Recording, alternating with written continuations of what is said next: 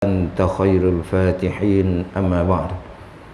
Yang dihormati Tuan Pengurusi Masjid, barisan EJK Masjid, tuan-tuan imam, Al-Fadhil Ustaz Nasir, moga sentiasa sihat walafiat.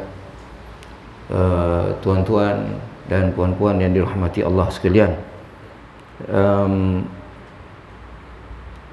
setelah sekian lama kita tak bertemu, alhamdulillah pagi ni Allah Subhanahu Wa Taala izinkan untuk kita bertemu lagi untuk kali seterusnya. Saya rasa dah bertahun dah kot tak temu. Dah bertahun tak temu kan. Alhamdulillah sekarang saya dah bertugas di Seremban. Jadi dah balik daripada Sarawak. Jadi bolehlah kita berjumpa, nak mengetih ke apa kan, insya-Allah. Pagi ni tuan-tuan, saya cadang nak bicara pasal surah An-Nur. Surah An-Nur. Tuan-tuan kalau ada Quran, tuan-tuan buka Quran. Surah An-Nur.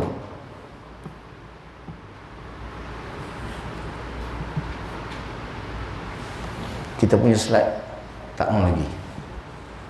Boleh? Tak hidup. Alamak.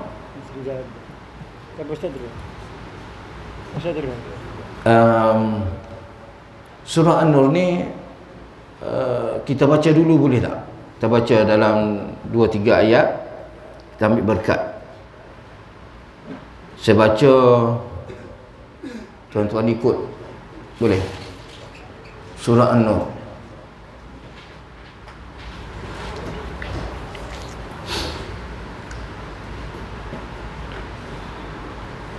Muka surat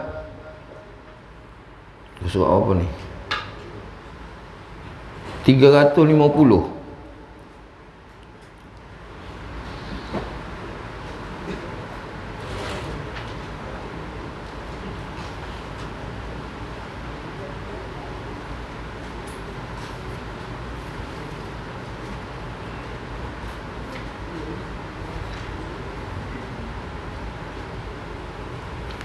Boleh ya? Saya baca, tuan-tuan ikut. A'udzubillahi minasyaitonirrajim. Bismillahirrahmanirrahim. Suratun anzalnaha wa faradnaha wa anzalna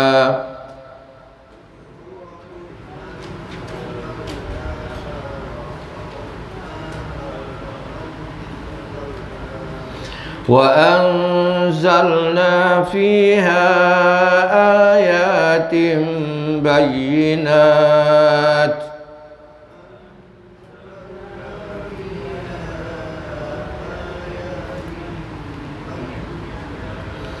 لعلكم تذكرون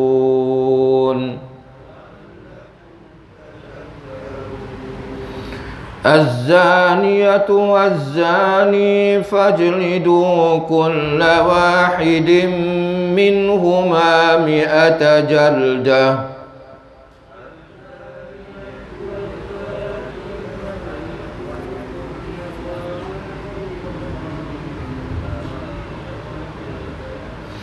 ولا تأخذكم بهما رأفة في دين الله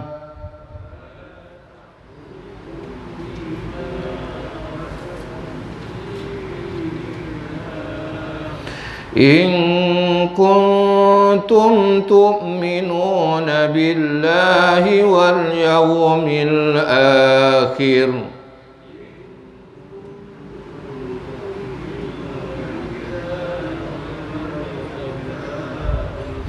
وليشهد عذابهما طائفة من المؤمنين.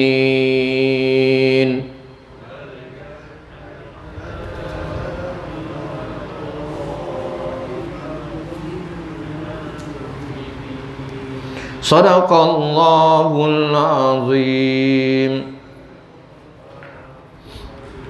Maksud ayat pertama, suratun anzalnaha wa faradnaha, ialah ini adalah satu surah yang kami turunkan dan kami wajibkan hukum-hukumnya, serta kami turunkan padanya ayat-ayat keterangan yang nyata supaya kamu beringat, yakni mengamalkannya.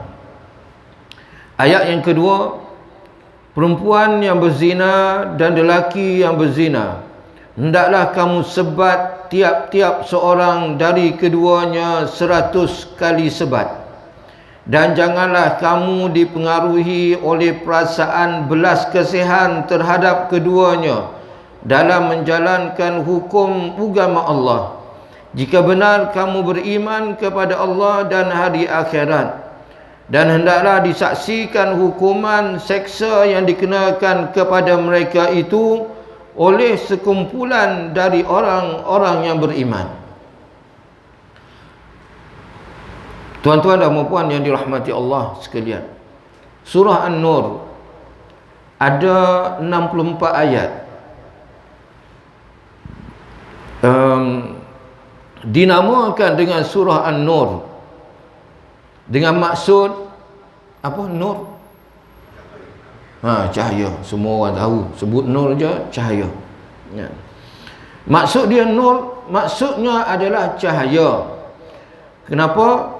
Kerana di dalam surah ini ada ayat yang berbunyi Allahu nurus samawati wal ard. Allahu nurus samawati wal ard. Allah adalah cahaya di langit dan di bumi. Maka surah ini dinamakan dengan surah An-Nur, makna cahaya. Tuan-tuan dan puan-puan yang dirahmati Allah sekalian, cahaya ni kata Imam Sya'rawi ada dua. Satu cahaya yang dinamakan dengan cahaya hissi. Hissi maknanya yang boleh kita tengok hari ini. Ada lampu, ada matahari, ada bulan, ada bintang, ya, cahaya. Yang kita nampak, handset kita ada cahaya, kita punya LCD ada cahaya. Cahaya itu dinamakan dengan cahaya hissi, yang boleh kita nampak, yang boleh kita lihat. Yang kedua, cahaya yang dimaksudkan adalah cahaya maknawi. Cahaya maknawi, sebagaimana kita kata melihat dengan mata kasar kita. Melihat ada dua makna. Satu melihat dengan mata kasar, satu melihat dengan mata hati. Dia ada dua pengertian. Begitu juga dengan surah An-Nur ini, cahaya ada yang dinamakan cahaya hissi, cahaya fizikal, secara fizikal kita boleh nampak. Yang kedua adalah cahaya maknawi yang perlu ada dalam kehidupan kita. Tuan-tuan dan puan-puan yang dirahmati Allah, cahaya yang ada pada hari ini, kenapa kita perlukan pada cahaya? Boleh hidup tak kita kalau cahaya tak ada? Boleh hidup tak? Contohnya, lampu-lampu ni tak ada, matahari tak ada, bulan tak ada, boleh hidup tak? Tak boleh hidup kita, tuan-tuan. Nak hidup macam mana? Tuan-tuan tengok rumput, kalau dia tak kena cahaya apa jadi? Mati kan? Macam tu lah. Walaupun kita ada makanan, walaupun kita ada minuman, tapi kalau tak ada cahaya, kita akan hidup dalam keadaan huru-hara. dan kita akan menerima kemudaratan yang besar. Dengan adanya cahaya, kita boleh melihat sekeliling kita. Kita boleh lihat sekeliling kita, kiri kanan kita, depan kita, belakang kita, atas kita, bawah kita, kita boleh tengok.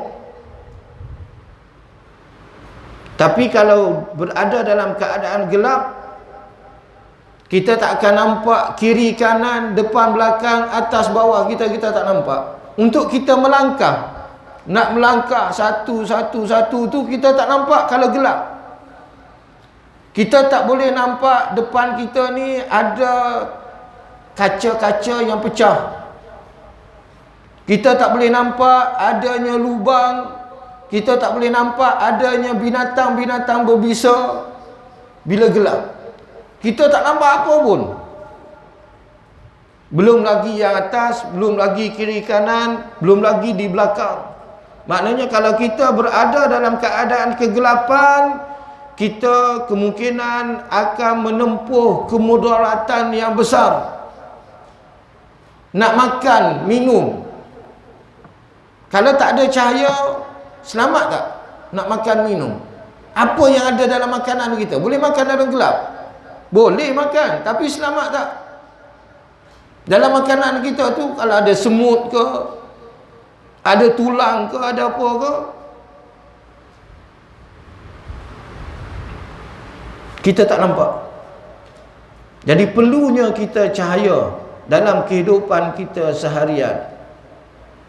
Kalau tuan-tuan belajar sains, cahaya ni perlu untuk memastikan buah-buahan masak. Buah-buahan dia tak akan masak kalau tak ada cahaya. Dia masak dengan cahaya. Jadi kita perlukan kepada cahaya, tuan-tuan. Tuan-tuan, sekarang kita buka lampu, kita buka cahaya yang dibuat oleh manusia. Kita duduk dalam keadaan cahaya yang dibuat oleh manusia. Waktu malam, bila waktu malam, kita perlukan cahaya yang dibuat oleh manusia. Tapi bila keluarnya waktu siang, kita perlu tak pada cahaya manusia ni? Lampu-lampu jalan tu kita perlu tak? Tak perlu kan? Kalau dah siang hari. Pasal apa? Bila keluarnya cahaya Allah, matahari itu cahaya yang dibuat oleh Allah, cahaya yang dibuat oleh Allah Ta'ala, maka manusia tidak lagi perlu kepada cahaya-cahaya yang dibuat oleh makhluk.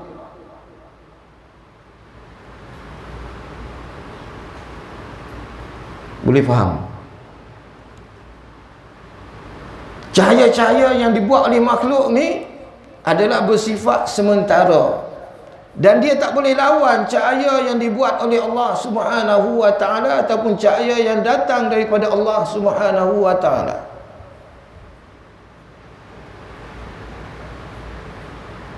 Tuan-tuan dan puan-puan yang dirahmati Allah sekalian, maka dalam kehidupan kita pada hari ini, yang nak dibicarakan dalam surah An-Nur adalah cahaya maknawi, cahaya yang datang daripada Allah Subhanahu wa Ta'ala, yang akan membawa keterangan, penjelasan dan kebahagiaan kepada kita yang hakiki,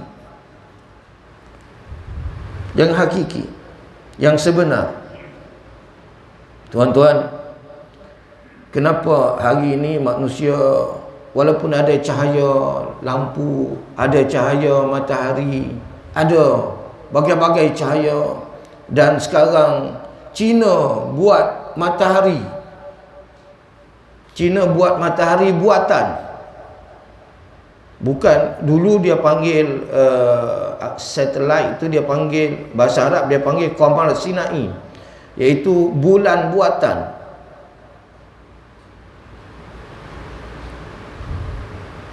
Satelit tu yang di atas kita sana dipanggil sebagai bulan buatan. Sekarang China, negara China, dia buat matahari, tuan-tuan. Buat matahari. Matahari ni kalau ikut kajian ekonomi dan sebagainya, dia akan memberi keuntungan dan kehebatan yang besar kepada China. Negara lain pun akan ikut lepas ni. Negara-negara yang kaya dia akan ikut buat. Kan? Tak tahulah apa tujuan dia. Kan? Nak kata nak lawan Allah Ta'ala, tak ada bunyi nak lawan Allah Ta'ala. Tak ada. Kan? Tapi dia buat matahari. Semua cahaya ada, tapi kenapa manusia hidup dalam keadaan huru-hara? Manusia tak nampak. Manusia tak nampak ke sekarang? Manusia nampak. Tetapi benda yang maknawi, manusia tak nampak. Manusia tak nampak. Kalau setakat kita nampak apa yang ada di depan mata kita, apa yang ada di atas bawah keliling kita semua sekali, itu tidak menjamin kebahagiaan hidup. Dia mesti ada cahaya maknawi, barulah kebahagiaan manusia akan terselah. Manusia akan hidup dalam keadaan aman sentosa.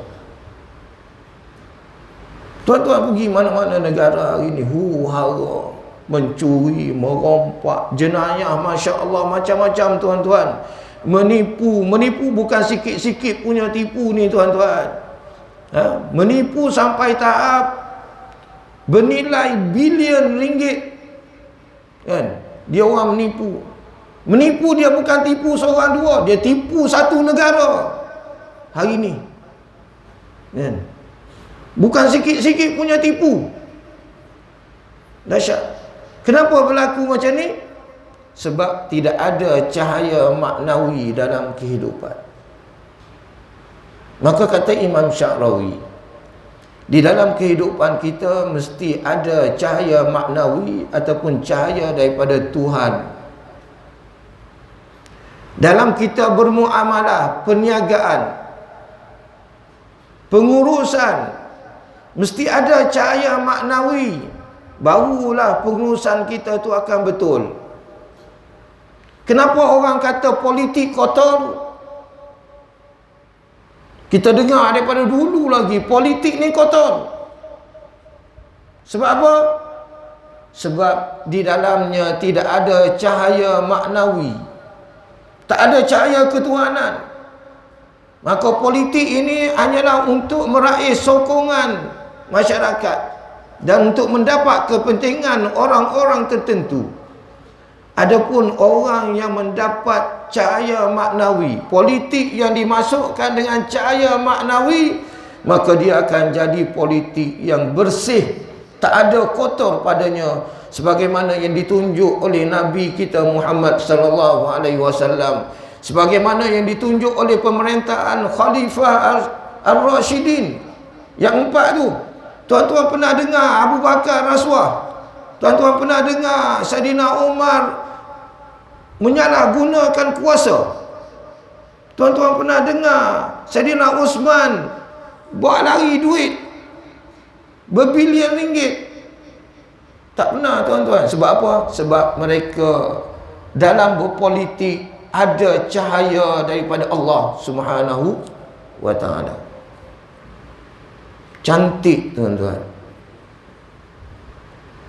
Dalam urusan rumah tangga perlu adanya cahaya daripada Allah Subhanahu wa ta'ala. Tak ada cahaya daripada Allah Ta'ala, itulah rumah tangga jadi huru-hara. Masa bercinta, Masya Allah, dahsyat, kan?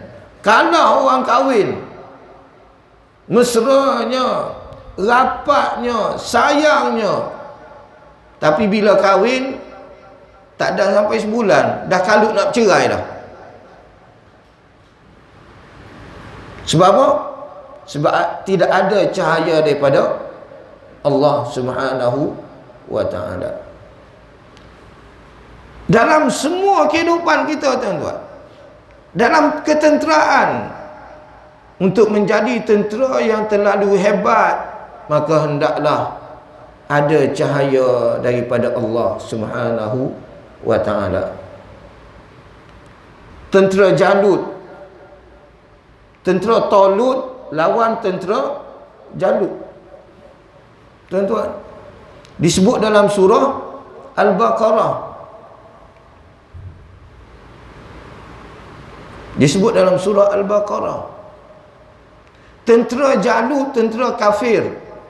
Tentera Talut adalah tentera yang dipimpin oleh Talut. Nama dia Talut. Talut ni adalah seorang panglima perang yang taat dan patuh kepada Allah Subhanahu wa ta'ala. Dia lawan Jalut. Jalut ada tentera, tuan-tuan, masa tu 120,000 orang tentera. Tuan-tuan jangan anggap 120,000 orang tu tentera sikit. Banyak, tuan-tuan. Kita ATM sekarang, Angkatan Tentera Malaysia pun ada lebih kurang dalam 120,000 orang je sekarang. Zaman dulu tentera Jalut tu dah ada 120,000 orang dah. Ramai. Adapun tentera Talut, saya cerita ringkas je. Tak boleh nak cerita panjang, masa kita tak banyak. Apa ni?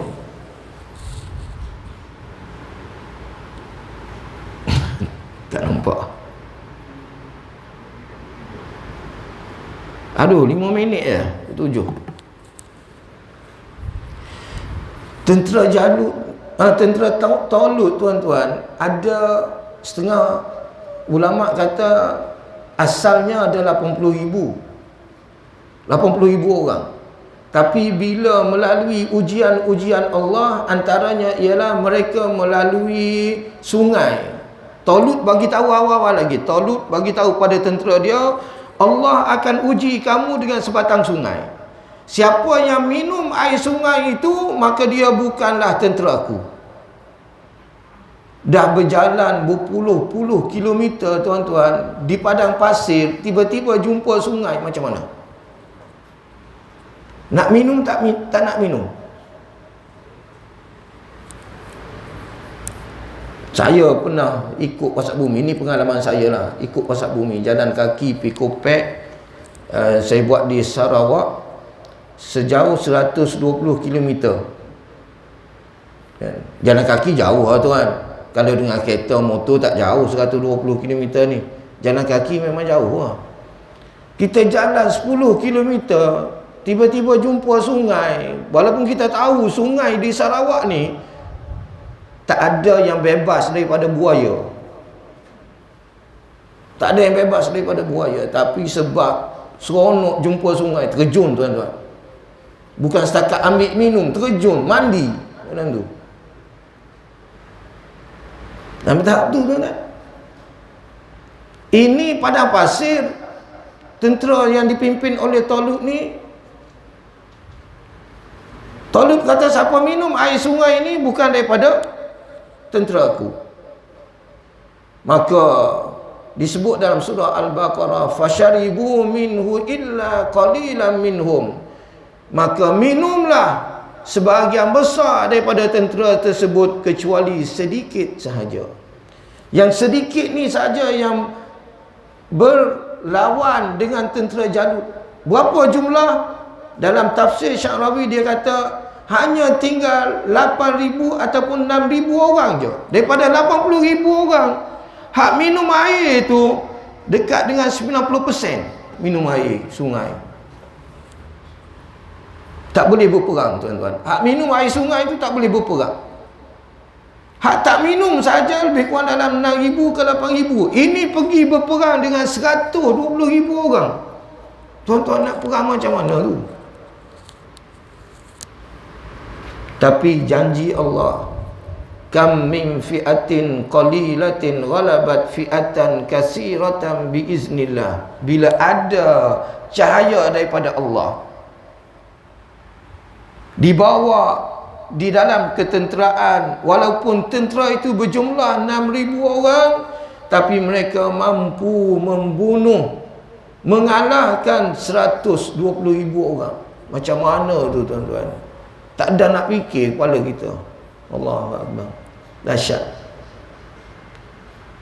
Maka surah An-Nur yang kita baca pada hari ini adalah satu surah cahaya yang akan membawa dalam kehidupan kita supaya kehidupan kita menjadi lurus, betul, dapat menzahirkan keamanan dan keharmonian. Kata Imam Sya'rawi, surah An-Nur, cahaya itu bukan ada dalam satu surah itu, tetapi cahaya itu ada pada setiap huruf dalam surah tersebut. Menjadi cahaya kepada kita, tuan-tuan. Dalam surah An-Nur dia mengajar kekeluargaan. Iaitu Allah sebut suratun anzalnaha. Suratun anzalnaha. Surah, satu surah. Ada 64 ayat. Dalam tu ada 64 ayat. Anzalnaha, kami turunkan. Siapa yang turunkan? Allah Subhanahu wa ta'ala. Kami turunkan. Bila sebut turunkan, maknanya daripada atas ke bawah. Siapa yang atas, tuan-tuan? Allah Ta'ala. Turun ke bawah kepada kita. Kita berada di bawah. Surah ini diturunkan kepada kita untuk memberi cahaya. Bila kita amal isi kandungannya, maka kita akan dapat cahaya-cahaya yang terlalu hebat. Wa faradnaha, farad, sembahyang fardu. Apa maksud sembahyang fardu? Wa faradnaha, maksud dia adalah wajib, dan kami wajibkan. Apa maksud wajibkan? Apa yang ada hukum-hukum dalam ni wajib diamalkan, tuan-tuan. Bukan sunat-sunat. Bukan sunat-sunat. Wajib. Kalau nak dapat cahaya maknawi daripada Allah Ta'ala, kena amal. Tapi sayang sekarang, tuan-tuan, sekarang ayat nombor 2, nombor 3 tu tak ada dah, tuan-tuan. Tak ada orang amal dah. Tak apalah kita baca, tuan-tuan. Sekurang-kurangnya kita tahu.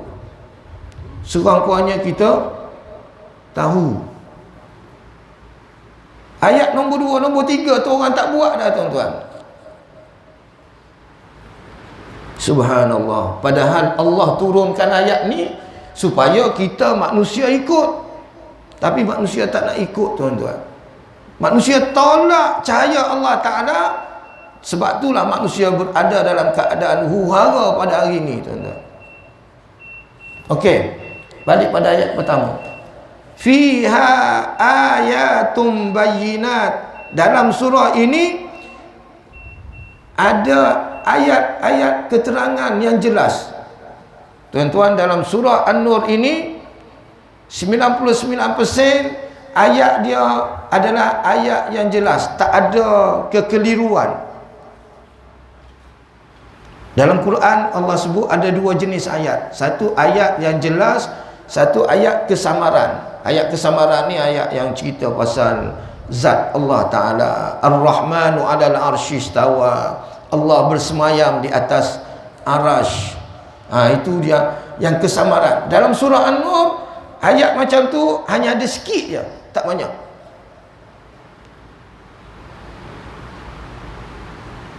Boleh pergi lagi ke? Boleh? Tuan-tuan sibuk ke? Tak sibuk?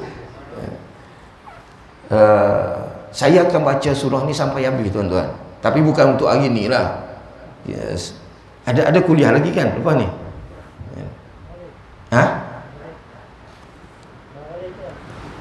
Maknanya lepas ni lah kan. Bulan ni, bulan depan, bulan seterusnya. Kalau ada kuliah saya, kita akan sambung ayat seterusnya. Ini cukup menarik, tuan-tuan. la'allakum tazakkarun, supaya kamu beringat. Supaya kamu beringat. Kalau kita COVID hari ni, kita jaga sangat-sangat, kita beringat sangat-sangat, sembahyang pun jarak-jarak, pakai mask dan sebagainya. Pasal apa? Takut bahaya dan bencana. Sepatutnya ayat Quran ni, surah An-Nur ini menjadi peringatan kepada kita semua. Kita jaga betul-betul, barulah kita selamat dunia dan akhirat. Selamat dunia dan akhirat. Tuan-tuan, subhanallah, ni kita akan tengok satu-satu mukjizat Al-Quran. Kita akan tengok, tuan-tuan. Saya masuk sikit ya, saya tak boleh pergi lama ni.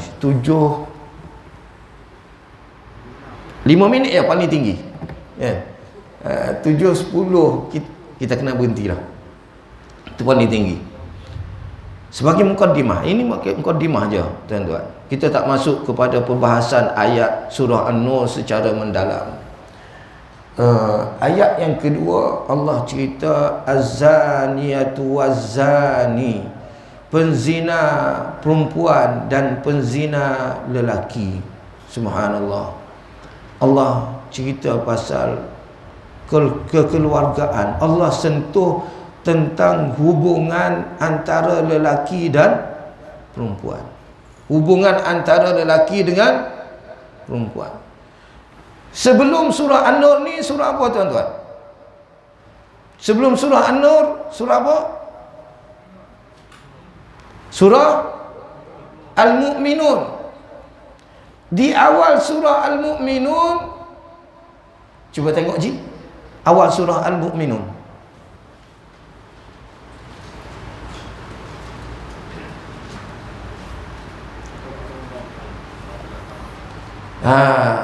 Allah kata apa? Qad aflahal mu'minun, sesungguhnya telah berjayalah orang-orang beriman. Yang pertama, allazina hum fi salatihim khashi'un, yang jaga sembahyang, khusyuk. Bukan setakat jaga sembahyang, tapi dia khusyuk. Saya tak nak urai, ni panjang cerita. Yang kedua, sifat orang berjaya, orang mukmin ni berjaya. Wallazina hum anil lagwi mu'ridun, benda-benda yang lara dia tak ikut, tuan-tuan. Ini ada di kalangan pemimpin kita yang pandai berceramah tapi pandai menari, menyanyi. Semua boleh. Ceramah boleh, menari, menyanyi pun boleh. Dan bila menari, menyanyi, dialah orang yang pertama menari dan menyanyi. Sedangkan dalam ayat ni sebut, orang beriman dia tak peduli tu benda-benda yang lara tu. Ni lagu Hindustan, menyanyi dengan Hindu, berduet dengan Hindu.